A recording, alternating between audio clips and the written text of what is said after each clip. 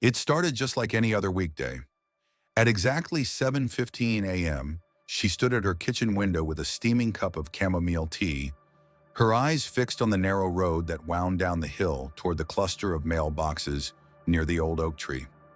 That was where the school bus always came rumbling by to pick up her granddaughter, Sophie. Sophie stood near the front door, adjusting the straps on her purple backpack, the one with the faded unicorn keychain that caught the early light just right when it swung. Her brown hair was pulled into a loose braid, and she wore the same blue sneakers she insisted were lucky for spelling tests. Max, their aging German shepherd, lay stretched across the threshold of the screen door.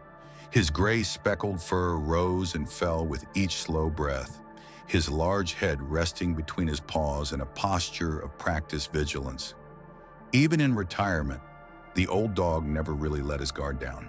Evelyn's life since taking Sophie in 2 years ago had settled into something resembling peace, a rhythm of math homework, library trips, Max's vet appointments, and the gentle ache of grief that came and went like Tennessee fog. Everything was exactly as it should be, until it wasn't. At 7:17, the familiar growl of the school bus's engine echoed up the road, but something about it sounded off, rougher, too loud. Evelyn squinted through the glass, her fingers tightening on the mug. When the yellow bus rounded the corner and came to a stop, Evelyn's heart skipped. The vehicle looked right, same faded paint, same district logo on the side. But the man behind the wheel wasn't Mr. Carson, the usual driver, and he wasn't Mrs. Delaney either, who filled in on rainy days. This man wore a dark cap pulled low over his eyes and large mirrored sunglasses that hid half his face. He didn't wave, didn't smile, just stared straight ahead like he was waiting for something. Before Evelyn could say a word, Max sprang to his feet. In an instant, the sleepy old shepherd turned into the soldier he used to be. His ears snapped forward, his spine straightened, and his lips curled back in a silent snarl. Sophie had one foot on the bottom step of the bus when Max lunged. He sank his teeth into the hem of her jacket and yanked her backward with surprising force. The girl stumbled and hit the ground, palms scraping the concrete, a cry of pain and confusion ripping from her throat. "Sophie!" Evelyn shouted, but Max didn't stop. He stood between the girl and the open door of that bus like a wall made of fur and fury. Max stood over Sophie like a statue carved from instinct and muscle, his body tense and quivering. The bus idled a few yards away, its door still open, breathing hot exhaust into the morning air like some mechanical beast. Evelyn rushed down the steps, her knees aching with each jolt. Sophie sat on the pavement, her palms scraped and bleeding, her eyes wide with confusion and hurt. "What is wrong with him, Grandma?" she asked, her voice trembling. Evelyn didn't answer right away. She was staring at Max. This wasn't just protectiveness. This was something deeper, something primal. Max trembled from head to tail, his breath coming in short, panicked bursts. The old wound in his hip, the one he got overseas when serving with Mark, was bleeding again. Dark red soaked into the graying fur, reopened from the violent movement. Evelyn reached out a hand and placed it gently on his back, feeling the rapid thud of his heart. His muscles were tight as wires. He wasn't barking. He wasn't growling. He was locked in pure readiness, a soldier on the brink. And he wasn't looking at Sophie. He was staring past her, at the man in the bus. The driver still hadn't moved. He sat there behind the wheel, rigid and expressionless, his hands gripping the steering wheel like they were bolted in place. The mirrored sunglasses reflected the sunlight, making it impossible to see his eyes. He didn't ask if Sophie was okay. He didn't lean forward or call out. He just sat, motionless. Evelyn's breath caught in her throat. She knew that posture, that stillness, that eerie patience. It wasn't just that the man was unfamiliar. There was something about him that unsettled her on a level she couldn't name, something that made her skin crawl. Then through the glass of the bus door, a voice came, soft, muffled, and terrifyingly calm. "One more chance," the man said. "Tomorrow morning, 7:15 sharp." The doors hissed closed with a finality that struck Evelyn like a coffin lid slamming shut. And just like that, the bus rolled away, disappearing down the road, leaving behind a stunned girl, a bleeding dog, and a grandmother whose world had just shifted on its axis. Back inside, Evelyn sat at the edge of the couch, one hand resting gently on Max's heaving chest, the other trembling slightly as she reached for the landline. She hadn't used that phone for anything serious in years. Most of her calls came from telemarketers or old church friends. But this time, it rang before she could even lift the receiver. 3 sharp rings, clean, mechanical. She stared at it like it might bite. "Stay with Max, sweetheart," she told Sophie, who was still wiping tears from her cheeks and holding on to the dog like a lifeline. Evelyn picked up the receiver slowly. "Hello?" For a moment, there was only breathing, low, deliberate, and too close. Then a voice, distorted but eerily calm, slipped through the line like smoke under a door. "One more chance, Mrs. Harper, tomorrow morning." Click. The line went dead. Evelyn stood frozen, the handset still pressed to her ear. She could feel the cold sweat pooling between her shoulder blades. The voice was unfamiliar, but the tone, the rhythm, felt like déjà vu. A voice from a nightmare she thought had faded. 2 years ago, her son Mark had started getting calls like that. Always at night, always from blocked numbers. At first, he'd brushed it off, said it was crank callers or someone trying to rattle him about an arrest. But then came the tension in his voice, the sleepless nights, the way he kept checking the windows. The night he showed up at her door with a file folder so thick it barely closed, telling her if anything ever happened to him, she needed to protect Sophie. Evelyn pressed the phone back onto its cradle and turned toward the living room. Max's breathing had slowed a little, but not much. He was clearly in pain. Sophie had curled up beside him on the rug, gently stroking his ears, whispering in that soft way she did when he had nightmares. "Grandma," Sophie said without looking up, "Max is trying to tell us something, isn't he?" Evelyn nodded slowly, her voice low and rough. "Sometimes," she said, "good dogs know things that good people don't." Max let out a soft, guttural whine, not of fear, but memory. A sound Evelyn hadn't heard since the night Mark and his wife died on that rainy stretch of highway. It was the same sound Max made when they got the call, the same night Evelyn realized some accidents weren't accidents at all. Later that evening, after Sophie had fallen asleep on the couch next to Max, Evelyn found herself staring at the worn leather collar hanging on the kitchen hook. The brass tag still bore the name Max, property of Sergeant M. Harper, engraved by hand. Her fingers brushed against it gently, and the memories came rushing in like floodwater through a broken dam.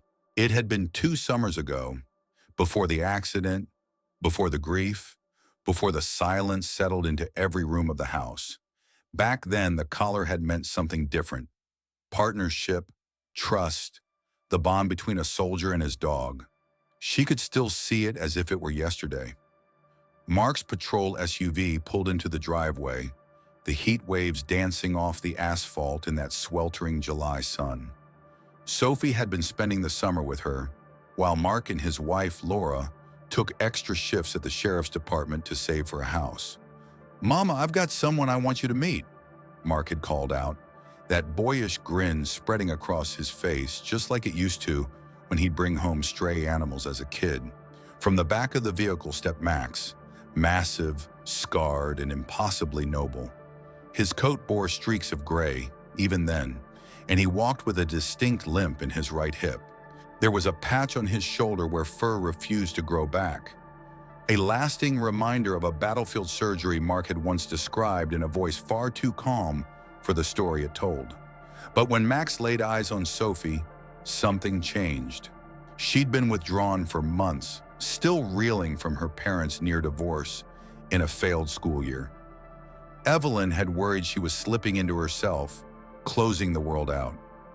Max padded straight over, sat down at Sophie's feet, and gently placed one paw on her knee. It was as if he was saying, "You've been mine all along. I just hadn't found you yet." "He's retired," Mark had explained, kneeling beside Max. "Doc says no more active duty. But I thought maybe Sophie could use someone who understands what it's like to carry things." Laura hadn't been thrilled. "We can barely afford groceries and you bring home a dog the size of a sofa?" But Evelyn had seen Sophie's face light up, her hand running through Max's coarse fur, her smile shy but real, and she'd known immediately.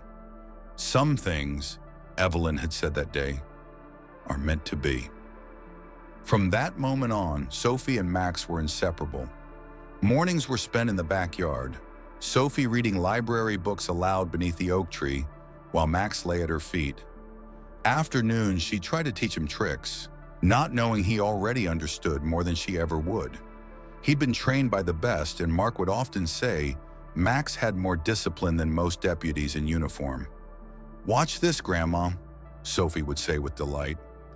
Then she'd give a silent hand signal, one Evelyn didn't recognize, and Max would immediately go into what Mark called patrol mode. His ears perked up, his body alert, scanning the perimeter like he was guarding a fortress instead of a flower bed. "Max," Mark would chuckle from the porch, "you're retired, old man. No more bad guys." But Evelyn wasn't so sure Max ever understood what retirement meant. Even then, even during those peaceful days, he was always watching, always listening, always placing himself between Sophie and the unknown. And then came that night. That one night that had never stopped haunting Evelyn. Sophie had been trying to get Max to play fetch, tossing her favorite tennis ball again and again. But he wasn't interested. Instead, he kept pacing the fence line, nose to the wind, stopping in spots only he seemed to care about. "What's he doing?" Sophie had asked.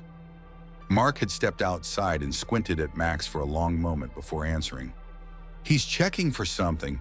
He gets like this when he thinks someone's watching."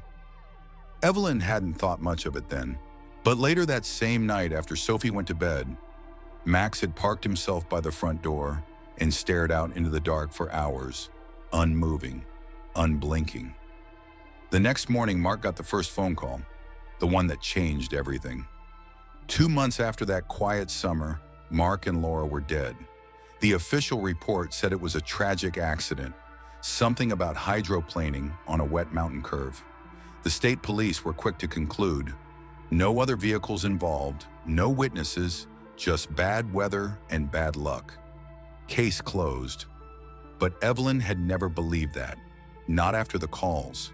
Not after the paranoia in Mark's voice. Not after the night Max sat guard by the door, like he knew something was coming. Mark had dropped Sophie off at Evelyn's just 2 days before the crash. It was supposed to be for the weekend, so he and Laura could visit a house they were thinking of buying in another county. He hugged Sophie tight before leaving, kissed her hair, and gave Evelyn that long look. The kind of look you give someone when you're saying more than words allow. Then he bent down, took Max's collar in one hand, and whispered something in the dog's ear. Max had watched him leave with that same focused intensity he used on patrol. Not a wag, not a bark, just silence. They never came back.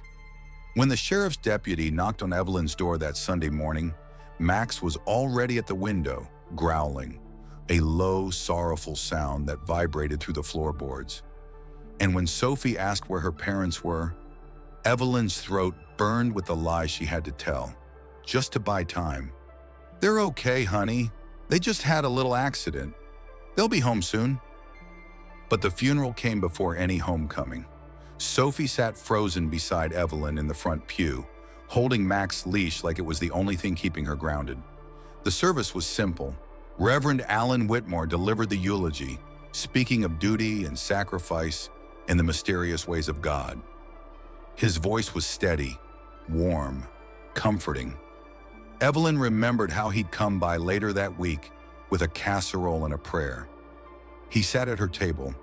He asked gentle questions about Sophie's routines, her school, her favorite places. After the funeral, everything changed. Sophie became quiet again, but this time it wasn't just sadness. It was deeper, a kind of confusion a child should never have to carry. And Max became something else entirely. He no longer slept through the night. He patrolled the halls like a ghost on watch. He positioned himself by every door, every window, every entry point. His eyes tracked movement with the precision of a radar. The slightest unfamiliar sound would send him to full alert. Evelyn thought he was grieving, but now looking back, she saw it differently. That night, long after Sophie had gone to bed and the house had fallen into uneasy silence, Evelyn unlocked the bottom drawer of John's old desk, the one Mark used to sit at on his days off, sifting through paperwork he never discussed in detail. The key had been taped behind a framed photo of the three of them. Mark in uniform, Sophie on his shoulders, Evelyn grinning with pride. She hadn't touched that drawer in almost 2 years. Inside was a thick manila folder, bulging with documents, police reports, maps, and photos. Mark's handwriting was scrawled in the margins of nearly every page.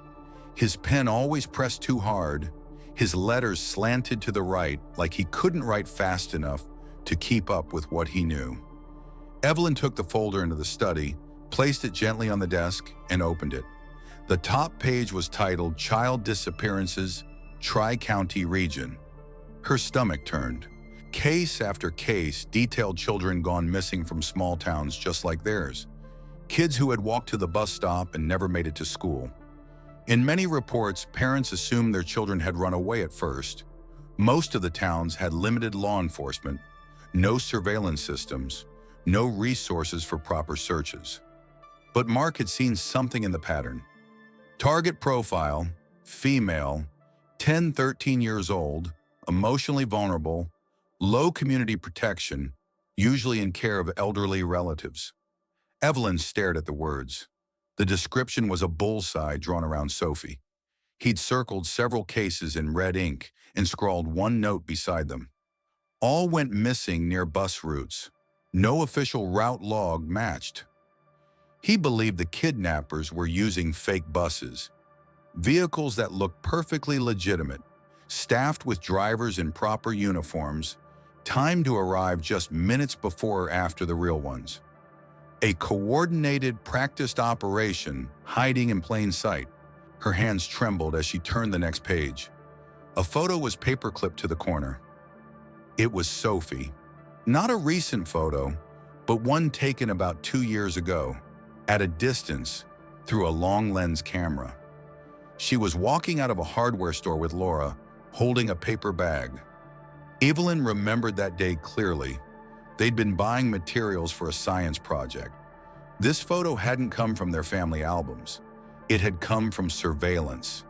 On the back, in Mark's unmistakable handwriting, was one word.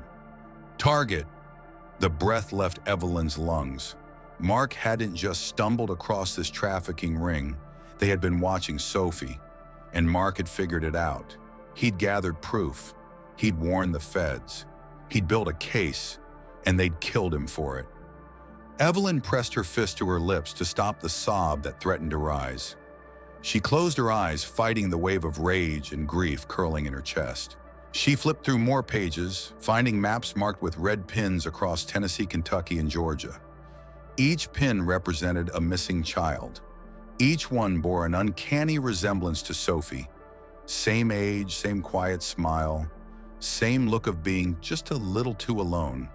The final document in the folder was a torn notebook page, dated 3 days before Mark's death. The handwriting was rushed, as if written on the run. They know. Van parked outside 2 nights now. Max won't let Sophie out. Laura says I'm paranoid. I feel them closing in. If something happens to me, protect her. They won't stop. She's still the one they want. Tears slipped down Evelyn's cheeks. Mark had known, and still, he'd stayed.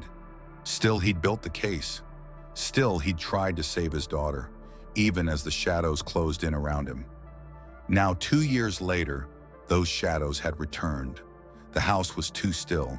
The kind of stillness Evelyn Harper hadn't felt since the night the deputy came to tell her Mark was gone.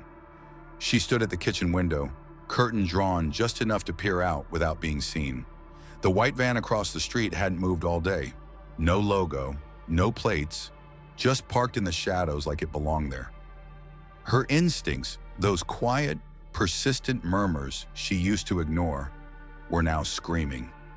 On the rug in the living room, Max lay with his head up, ears twitching at every sound. His body, though older, still held the posture of a trained sentinel. He wasn't resting, he was listening.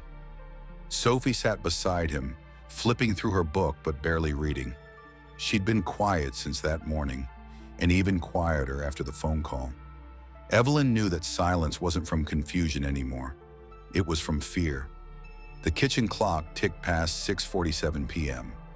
Evelyn moved to John's old study and opened the bottom drawer. Her hand trembled slightly as she retrieved the revolver he'd cleaned every week like a sacred ritual. 6 bullets loaded, just as he'd taught her. Safety off. She'd never used it outside the range. But tonight didn't feel like theory. Tonight felt like war. She tucked the weapon into the waistband of her cardigan and returned to the living room. Max was already on his feet. He was facing the front door now, ears standing straight, body tense. A low growl rumbled in his throat, a warning Evelyn hadn't heard from him since Mark brought him home from deployment. Then came the knock. 3 firm, deliberate knocks. Not polite, not curious, not neighborly. The knock of someone who already knew what was inside. Evelyn stepped in front of Sophie. "Upstairs," she said gently but firmly. "Now. Lock the door and don't open it unless it's me." Sophie hesitated. "What's going on?" "Don't ask. Just do it. Take Max with you." Max didn't move.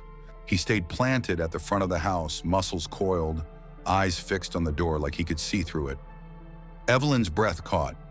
"Go, Sophie, now!" Sophie ran. The knock came again, slower this time, intentional, confident. Evelyn edged toward the hallway, heart hammering. She glanced out the side panel beside the door. A man stood there, tall and still, face obscured by a cap in the gathering dark. She couldn't see his expression, but she didn't need to. She'd seen stillness like that before. Max had too. And then, without warning, everything went dark. Not just the lights. The hum of the refrigerator stopped. The furnace went silent. Even the faint buzz of the porch light cut out. The power was gone. Evelyn froze. They had cut it. Max growled louder now. A deep, vibrating sound from the chest, sharp and guttural. Evelyn pulled out her flashlight from the kitchen drawer and clicked it on. The beam cut across the hallway. Max was in full alert stance, head low, tail stiff, eyes locked on the back of the house now. There was movement outside the rear window. She moved silently to the side door near the pantry, positioning herself against the wall, revolver steady in both hands. A soft, clinking sound came from the lock. No smashing, no kicking. They were using tools, professional ones. They'd done this before. The door creaked. It was opening. Evelyn raised the revolver, aiming toward the shadow slipping into her home. She could make out 2 silhouettes, one slightly behind the other, both in dark clothes. Then came a voice, familiar, composed and cold. "Mrs. Harper," it called softly, "we don't want to hurt anyone. You've had time to think. Let's not make this harder than it has to be." Max let out a sharp, sudden bark that shook the windows. Evelyn stepped into the hallway, flashlight trained on the intruders, revolver raised. "You want the girl?" Her voice was steady, filled with steel. "You'll have to go through me and him." The taller figure paused as if surprised. Then the voice spoke again, almost amused. "We were hoping this wouldn't get messy, But if it has to, Evelyn's finger brushed the trigger. "Try me," she said, voice low, and Max moved. Max didn't hesitate. The old German shepherd surged forward with a deep, guttural bark that echoed through the darkened house like a war drum. The first intruder had just crossed the threshold of the kitchen when Max collided with him, teeth flashing, body full of righteous fury. The man screamed, short, startled, and stumbled backward. Something heavy crashed against the pantry door. The second figure lunged to help, but Max was already between them, growling, snarling, forcing them to retreat toward the back porch. Evelyn didn't waste the moment. She flicked off the flashlight and moved through the dark like she'd been rehearsing it for years. 43 years in that house meant she could walk the halls blindfolded, avoiding every squeaky board and every misplaced rug. Her hands didn't shake now. Not anymore. The front door rattled. Whoever had knocked was no longer waiting to be invited in. She heard the slow grind of the lock turning. Then a second figure entered from the front, this one larger, heavier. He moved with practiced confidence, scanning the room with a flashlight mounted to his shoulder. Evelyn stood in the shadow of the hallway, just out of sight. That's when Sophie screamed, from upstairs. Max, still wrestling one of the intruders at the back door, let out a snarl so savage it stopped the second man in his tracks.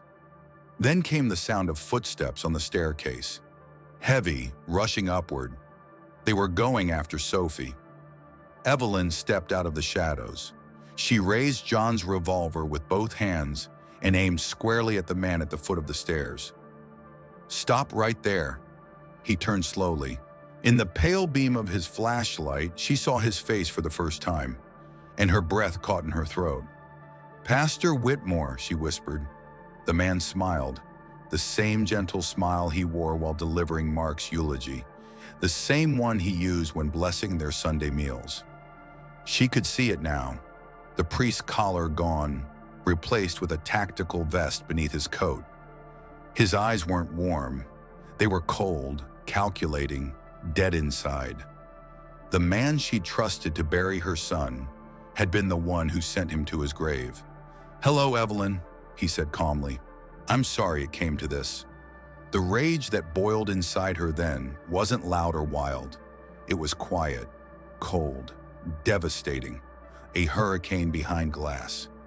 "You came into my home," she said, voice trembling with fury. "You prayed with my granddaughter." He nodded. "Yes, and I cared for her. I still do. That's why this needs to happen.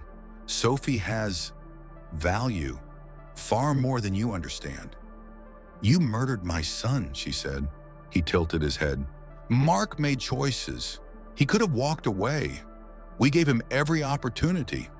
You sent those men after him. I protected the interests of an organization that keeps its promises. As I promised you once, Evelyn, I would always look after Sophie." Behind him, another figure appeared, dragging Sophie down the stairs, one arm wrapped tight around her waist. She kicked and screamed, struggling with everything she had. Max growled again, trying to rise, limping from the scuffle at the back door. Blood dotted the floor beneath him now. He wasn't finished, not yet. "Let her go," Evelyn said. The man holding Sophie laughed. "You won't shoot, Grandma. Not with her in front of me." He was right. The angle was too tight. Evelyn couldn't fire without risking her. Sophie reached out. "Max!" And the old dog answered. He lunged forward with a broken cry, stumbling but moving with the last shreds of his strength. He collided with the man's leg, teeth locking onto the intruder's calf. The man howled in pain and lost his grip. Sophie broke free. "This dog is going to be a problem," another voice said. "Take care of it," he ordered. A gunshot rang out. A pained yelp echoed. Max had been shot. The sound of the gunshot shattered the air. Sharp, violent, final. Max yelped. The old dog dropped mid-lunge, his body hitting the floor with a heavy thud. Blood spread quickly beneath him, dark and pooling across the hardwood. His right shoulder had taken the hit, heavily, cleanly. And Evelyn could tell from the sound he made that the pain was unlike anything he'd known before. "No!" Sophie screamed, but her cry was cut off as the second intruder lunged again.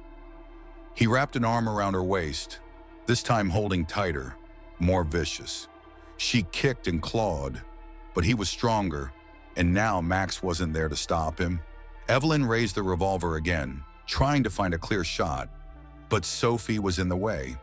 Again, always in the way, and all she could do was aim and wait, heart pounding, finger hovering on the trigger. Then Max moved, not fast, not strong, but with purpose. He dragged himself across the floor, paw by paw, shoulder bleeding, breath hitching with each inch. His claws scraped softly against the wood, a slow, determined rhythm that seemed to defy death itself. And when he reached the man's feet, he didn't attack. He dragged himself toward the man holding Sophie, not with aggression, but with resolve.